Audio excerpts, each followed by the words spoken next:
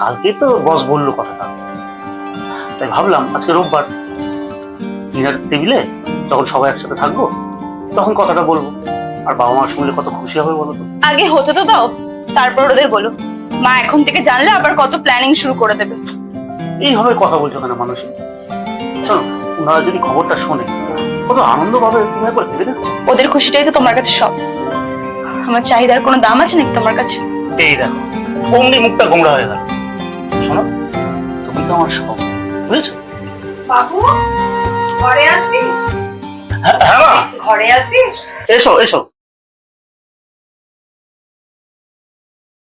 কি রে বাবু, তুই এখনো চাটা খাসনি? হ্যাঁ মা, এই তো এখন খাবো। আমি তো কখন চা করে দিয়ে গেছি বাবু। ঠান্ডা চা খেলে তো তোর অম্বল হয়। দে, চাটা গরম করে নিয়ে আসি। দরদ একবারে উতলে পড়ছে।